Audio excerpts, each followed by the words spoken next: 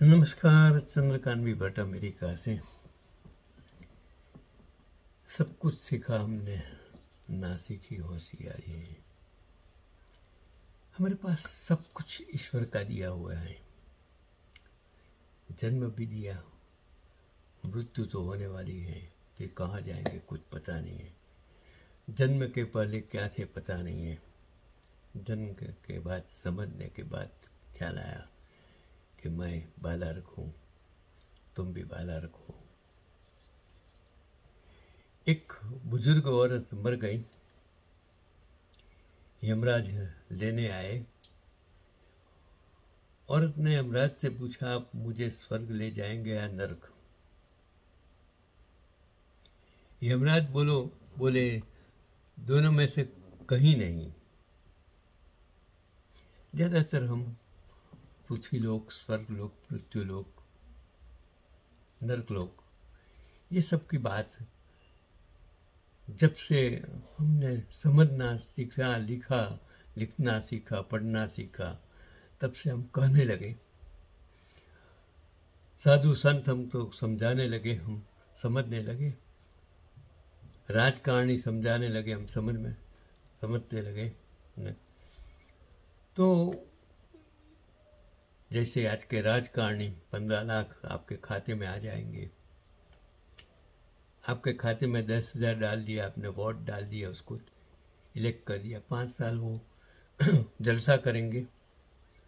फिर आप रोते रहेंगे कि हमारे पास रोजगार ही नहीं है, हमारे पास महंगाई बढ़ रही है, हमारे गरीब हो रहे हैं, हमारे शिक्षा स्वास्थ्य हमको अच्छी नहीं मिलती है, महंगी हो गई है। चलो छोड़ो इस बात की। तुमने इस जन्म में बहुत ही अच्छे कर्म किए हैं, इसलिए मैं तुम्हें सीधे प्रभु के धाम ले जा रहा हूँ, ऐसा यमराज ने उस बुजुर्ग महिला को कहा, क्योंकि उसने अच्छे कर्म किए थे।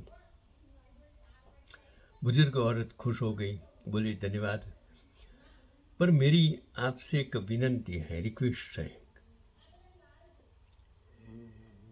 मैंने यहाँ धरती पर सबसे बहुत स्वर्ग नरक के बारे में सुना है। मैं एक बार इन दोनों जगहों को देखना चाहती हूँ। यमराज बोले तुम्हारे कर्म अच्छे हैं, इसलिए मैं तुम्हारी ये इच्छा पूरी करता हूँ। चलो हम स्वर्ग और नरक के रास्ते से होते हुए प्रभु के धाम चलेंगे, क्योंकि आजकल ज़्यादातर मंदिरों में साधु संत सन्यासी जो आपको कहते हैं कि प्रभु के स्मरण कराते हैं, प्रभु तक ले जाएंगे, आप प्रसाद दो, पैसा दो, ऑर्नामेंट्स दो, सब कुछ दो, आपको पहुंचा देंगे।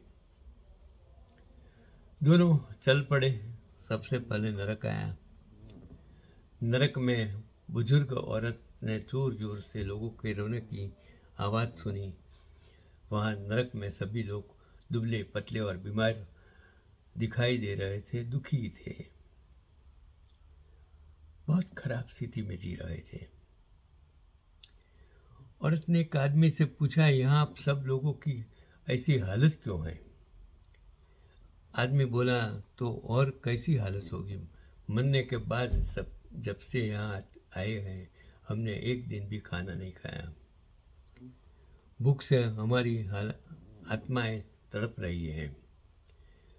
बुजुर्ग औरत की नज़र एक विशाल पतीले पर पड़ी, जो कि लोगों के कद से करीब 300 फुट ऊंचा होगा, और उस पतीले के ऊपर एक विशाल चम्मच लटका हुआ था।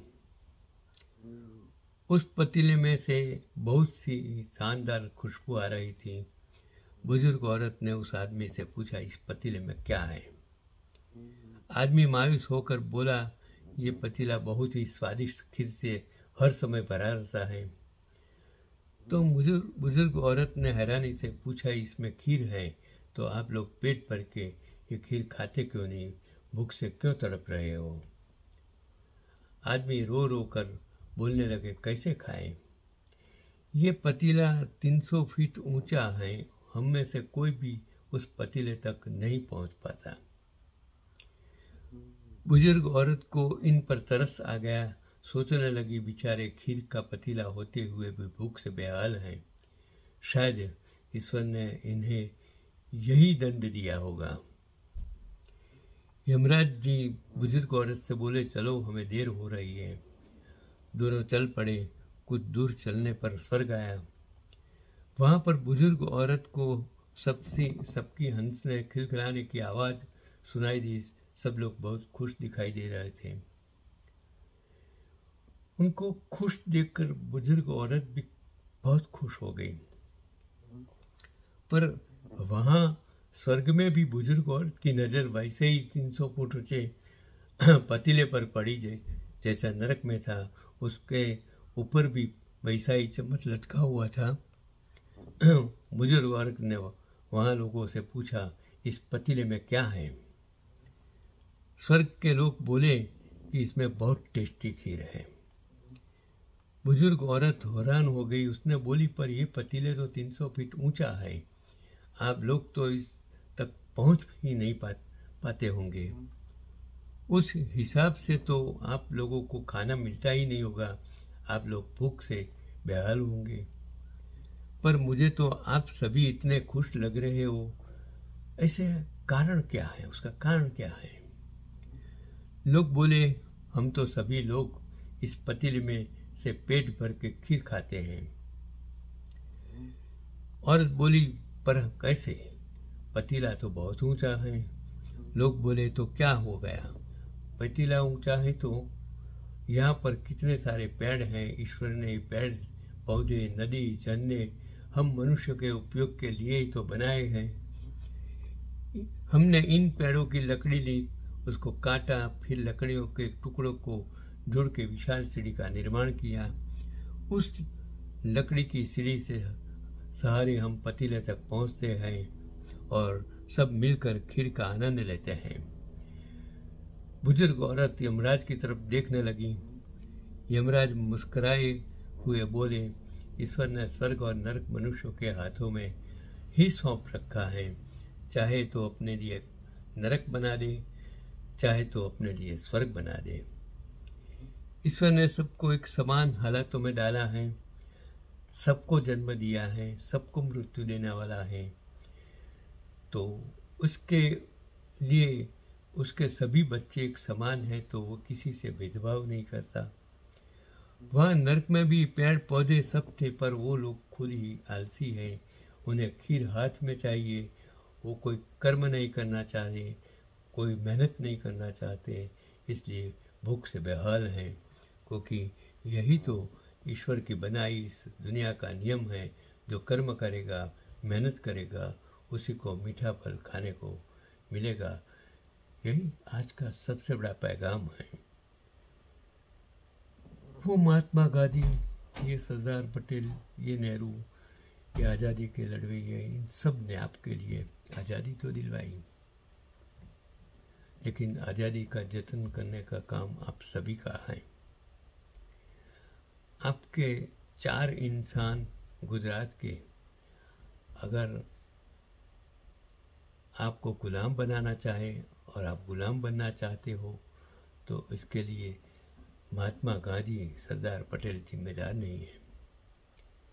महात्मा गांधी, जवाहरलाल नेहरू, सरदार आम्बेडकर, स्वातंत्र सेनानी, शहीद, इन लोगों ने आपके लिए तन मन धन लहू से इस देश को आज़ाद दिलाया, कुर्बानी दी। लेकिन इस कुर्बानी को अगर आप जो उपयोग नहीं कर से साचव नहीं सकते, तो उनके लिए ये लोग जिम्मेदार नहीं है, आप जिम्मेदार हैं। यही आज का पैगाम।